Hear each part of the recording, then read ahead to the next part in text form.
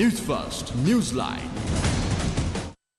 Hello there, very good evening. Welcome to another edition of Newsline. We're coming to you live and direct as always from our News First studios here in Colombo. Today we're joined by Professor Anil Jayantha. He's a member of the NPP Economic Council. We've been discussing about the economy quite a lot on Newsline, and of course this is not the first time that Professor Anil is on our program. A very good evening, Professor, and welcome to the show. Good evening.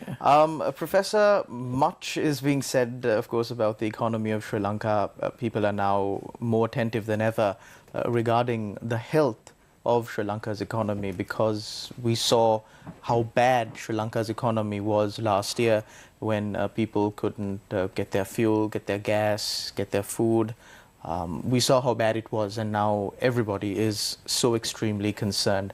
To an average person living right now, it almost seems as if we're back living in, paradise Sri Lanka, adjusted for inflation, of course.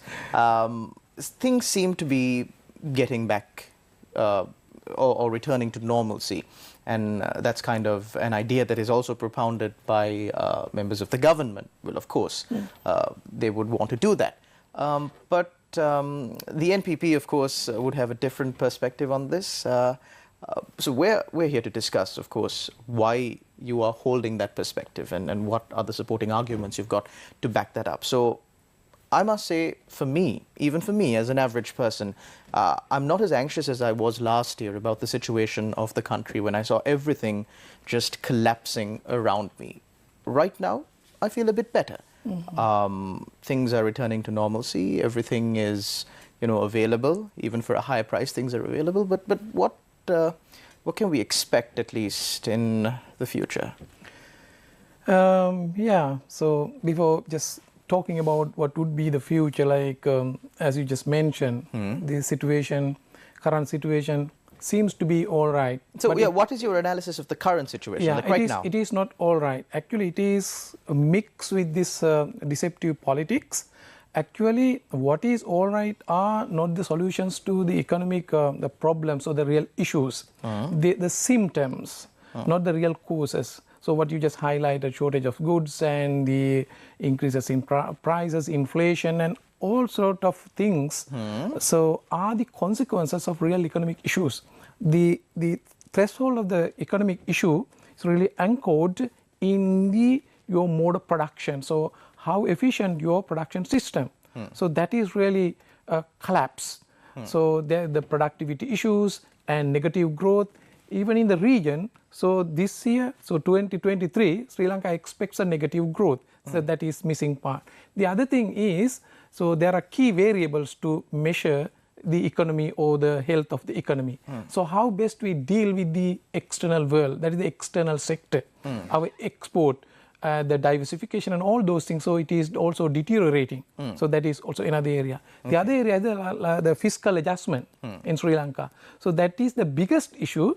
So in a situation where the economy is contracting, it is pretty obvious that the government would not be able to collect adequate revenue. So declining revenue, it is mainly due to the policy issues and the fiscal mismanagement. But you're saying declining revenue of the government. The government released their revenue statement for the first quarter or so. Yeah. And that was an increase in revenue compared to last year. Yeah, what I'm just trying to highlight, so from numbers you can say some increases, decreases and all those things. My major point is, in a situation where the entire economy, no matter this is the last quarter, you collected something, entire economy is contracting, so declining. So you're saying the amount that the government can possibly collect is reducing? No, it is possible for the government to collect, but through more taxes. That is what I am trying to tell you.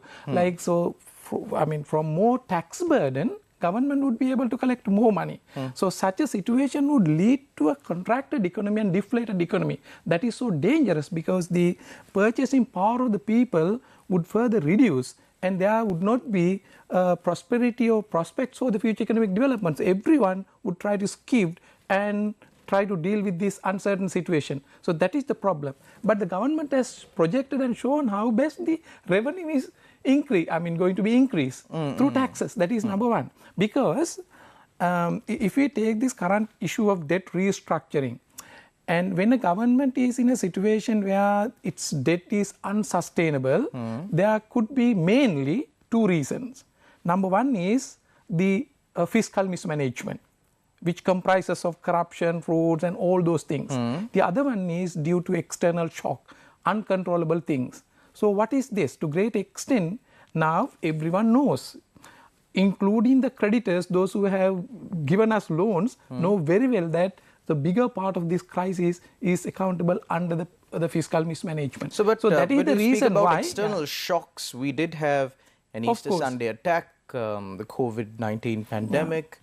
So those are also taken into account? Of course, it doesn't, like, I didn't say that, like, so there is no impact. But that is not the main reason, because many things have been revealed how fiscal mismanagement badly caused to the economy. So this is how, therefore, that is the But then we'll of course get like a proper picture on what really caused the economic downfall of Sri Lanka, because now there's a parliamentary select committee headed by Sagara Kariyavasam investigating into this. So we can expect a credible report out of that? Yeah. So just see, like, so how best you could expect the credibility from those people who are really with lots of allegation. We know very well that some cases have been proven just in front of the court, like lots of things. So it's a fact that to great extent the misuse of funds, corruption, frauds and all those things, no matter whether we have been able to bring the crooks to the book, but it is a fact. So therefore, directly or indirectly, those who are directly or indirectly responsible for these things are appointed to such a committee. It is just to divert the attention of the general public off the ball. So you may not be like, no matter what outcomes would come in from this particular committee. So what I just wanted to highlight mainly, we need to go to official reports in this particular process. So key role is played by IMF. The reason why IMF has highlighted that you better go for fiscal adjustment, not any other things. So that is the reason why revenue-based fiscal adjustment should be done. It is nothing but asking the government to manage your expenses based on the revenue. So based on that, there are certain indicators. Among them, 3 indicators are crucial. Debt to GDP ratio, debt servicing ratio and gross financing needs. So now government is really trying around these targets to achieve in numbers, simply ignoring the economy. So you may be able to take some finance, but it does not warrant and guarantee that economy would be revived. Because what is needed, what should really back economy is your production plan. So how best you earn for foreign exchange. Here in these proposals, some of the proposals, government say that this is how we are going to increase our foreign reserves. But none of these, like to great extent, foreign reserves are expected to be increased through borrowings. So not from earnings. If it were from earnings, your export should have, plan should be there. And how best you would get foreign remittances, how best you increase your revenue from foreign direct investment and even tourism. Even foreign direct investment is not an income, it's a receipt, but it has to be paid later on because the investor would take it. It's all right because once the foreign direct investment comes and they are invested here, it would generate some revenue. It's okay for them to take it back together with some dividend because you have created some value here. But borrowing is also the same example. You borrow some money, but if you misuse it, you have to pay. But if you borrow some money, use it appropriately, efficiently and effectively, you generate funds and create value, you leave something here, you take something. So this is how the economic variables work. Actually in these discussions, so those key variables, parameters of the economy are missing. We are arguing about how best we could reduce debt and how could the government can reduce debt servicing and all those things, technical stuff. So we argue with numbers, simply ignoring the big picture, because if you talk about debt restructuring in isolation, simply ignoring this socio-economic and political context, actually we are really missing the big picture, and the general public of this country will have to pay the big price of these irrational decisions. So are you saying that the government is completely disregarding all of this, or is there maybe a chance that the government is really looking into these matters, but maybe you, as not being a member of the government, do not know about this? Is there a chance? Government may claim that, so we are having a plan, but if you just look at what they are saying, what they are doing, and all those proposals have no connection with the key variable that I highlighted. So, therefore, I do not see any, the positive things or the efforts to revive the economy. Instead, the proposals put forward by the government create more opportunities for their supporters or crooks to earn more profit. Just take this local debt restructuring issue. And in this situation, from the foreign or the external creditors' point of view, in this current year itself, government wants to get a debt relief amount into 3.5 billion. They know very well that what a government is this. So that they wanted to get a kind of ratification from citizens of Sri Lanka. So just try to pass a burden to citizens of Sri Lanka. So citizen includes everyone. How the government crafted this very carefully. At the very beginning, just created a aim in the country that the bank would be punished and banking sector would be collapsed and all those things, and everyone talk about it. Actually, they may have had this idea in their mind to pass this burden to innocent people by protecting the others. The banking sector does not mean that the buildings. So individual owners, private owners, during last 3 years period especially. So how the government borrowed? When the interest rates were very low, they borrowed at 30%, 25%, and so likewise. So private bankers would have earned lots of money. Even now, after the proposed debt restructuring, some lenders, especially in the private sector, hold bonds with the coupon rate of 20 or above. So then when it goes to the secondary market, they can sell these bonds at a very high price. So it has created enormous opportunity for those limited or selected people to earn lots of money at the expense of general public, especially the workers who have contributed to the EPF. Because as a fund, EPF will never collapse because every year new contribution comes into the EPF amounting to somewhere around 200 billion rupees. The outflow is around 165. Even with the annual cash inflow and outflow, EPF could be managed. So what is the problem? Problem is it is the unfair justice. So those who have contributed and built this fund amounting to 3.5 trillion rupees, even the entire amount would be taken by the government, there would not be any big economic impact. It is the problem of justice.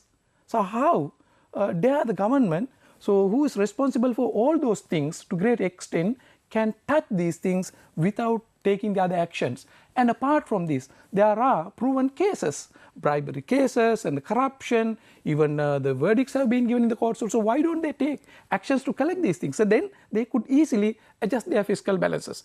Even if you take the revenue, tax revenue, last year, that is 2022, out of the estimated tax revenue, 17.6% was waived off. It is written in the Finance Ministry's the report. So why? From who? So they could have taken actions. And the last the audit report revealed that 905 billion rupees were not collected from tax revenue. So if you investigate, because in Sri Lanka you know that lots of the possibilities are there, those who have power and connection can evade taxation. So that is, innocent people cannot evade taxation because you do not pay directly. I mean the salaried employees. Withholding tax. Withholding tax, that is at the source. No option. Whenever you buy something, you pay. Whenever you earn your income, salary, you pay. That is at source. That is why strategically government tax at source, especially either income tax or indirect taxes. No option. But when it goes to big taxpayers, of course, they have different tools, devices to play with the government. For instance, even if the taxpayer wants to challenge the amount charged or assessed by the Inland Revenue Department, just delay it by taking this thing to legislation, legal actions, by delay it 3-4 years. So you could have earned the similar amount by investing them in the treasury bills and bonds because the percentage is 25 and 30. So these are strategies you do not see. That is why just I told you, in a way, it's a kind of deception and diverting the attention to unnecessary tribal things, hiding the biggest issues where so those responsible people are really kept under the carpet like they are protected. So I think we need to have very good public discourses about these things to bring about those facts. Professor, we've come to a very interesting point in our conversation, but we have to cross over to a short commercial break. We'll be back with more on the other side. Don't go anywhere. You're watching Newsline live.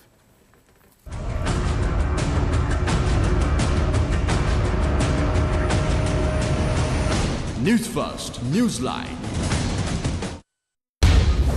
18 patients lose their sight after undergoing cataract operations in a hospital in Rajasthan, India. What caused the death of a young girl in the Peradeniya Teaching Hospital? Health authorities explain. Discussions continue on the project to build an oil pipeline connecting Nagapattinam in India to Trincomalee and Colombo. President says proper financial discipline is essential to overcome the economic crisis. Plans afoot to seek advice from Britain to increase the country's income. Nadisha Ramanayaka wins gold in women's 400 meters at the Asian Athletic Championships, while Samita Dulan clinches bronze at the Para Athletics World Championships. When a heart attack strikes, every minute makes the difference between life and death. With the right care and treatment at the hand of the most skilled surgeons and medical professionals. With the perfect environment for recovery. Darden's Heart Center, dedicated to you.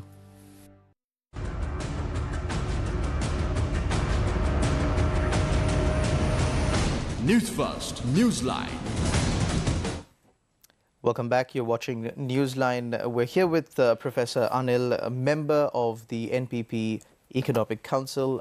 Professor, you were speaking about the economy of Sri Lanka and how well, the government has disregarded the entire production sector of this country. But of course, you are a member of a political party and then you have your own political views, your own ideologies. So there is an election that is going to come at some point in the near future, hopefully. So what kind of solutions does the NPP, since you are a member, of course, of the NPP Economic Council, what kind of solutions do you propose as an alternate to the current strategies that are being followed by the government? Of course, yeah, good question. Like when we talk about the alternative, the policies, so actually it is not the policy to address the issues that they highlight that they are the issues. It's as I told you, like they might ask, oh, what is your solution to debt restructuring? How best you pay debts? So these are, in a way, if you have a proper economic plans and things, in a way, minor matters.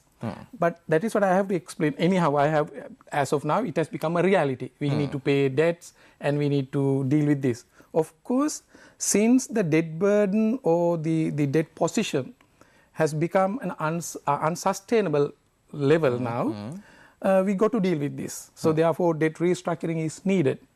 As of now, we do not see any other path other than IMF as well, because we have unilaterally declared bankrupt. So we need to, of course, discuss. But in the discussion process, there are ways of things. If we have proper plan, that's why I just told you that mainly we have to come out with our own plan, how best our economy would be revived and production would be increased and dollar earnings. There are three ways, mainly, as I just told you, export, expatriation and all those things. Right. If we can show these forecasts, it would be easy for us to go for the negotiation, because the no negotiation in this world, especially in the debt restructuring, has proven that austerity measures will bring the prosperity. Never, ever. So our alternative is not to go for the austerity measures, but to go for some kind of collective measures. So where there are possibilities are there.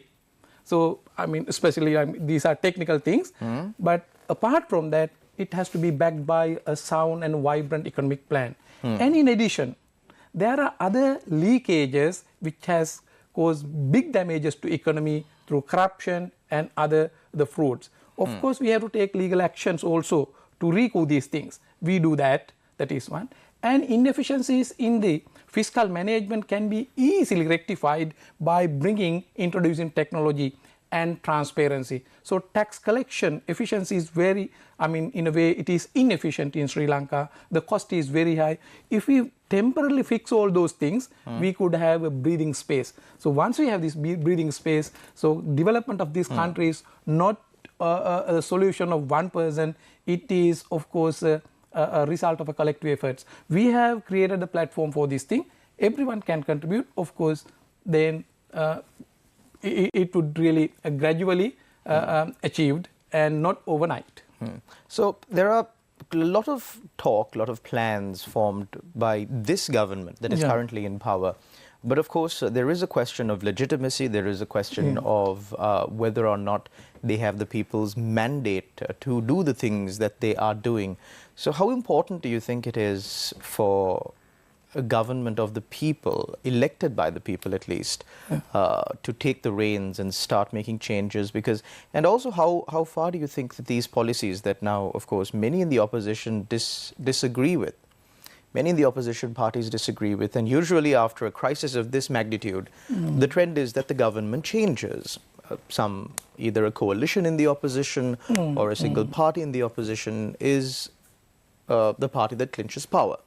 So against such a backdrop, do you really think that the policies that the government is putting in place right now, that they claim would be or should be policies, national policies, that should be followed for the next 5, 10, 15 years, would continue to be in place? Is that a possibility? In a way, we can argue on that line, but there is no rule that the policies should be fixed for 5-year, 10-year likewise. The policies are created and implemented by a government which is an agent of the general public. So that is why the mandate is very important. So as of now, the present government doesn't have such a mandate. So because of that reason, government doesn't have any reason of doing such a thing, because they don't have a mandate. They have not promised anything. So that is what policies are wrongly interpreted. Policies are not something that has to be fixed, because some policies are required to be quickly changed according to the changes that happen in the world, because now we live in a technology driven world. Some of our exports orient, like if we say policy of we export these things and we don't do these things, so tomorrow our economy would really dry up. So we have to take such decision, vibrant decision, dynamic decisions. Policies should be in line with the public interest. So in simple terms, if I can say that the NPP government would really adhere to policies of protecting and preserving the public interest and not the private interest.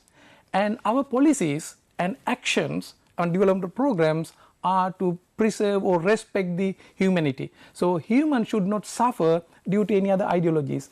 Even we have our own political ideologies. At this particular juncture, our number one or the first priority is to respect the humanity and keep humanity above everything. Once such a space is created, then we can talk about, we can debate about political ideology. So that's what just I told you. Policies are not the action plans. They should be in line with basic principles, should not be disgrace to humanity. Thank you very much, Professor Anil Jayantha, member of the NPP Economic Council, for joining us on our program tonight and explaining these matters, these very complicated economic matters to the general public. Thank you very much to all our viewers out there also for tuning in to another episode of Newsline. Until we meet again, take care and God bless.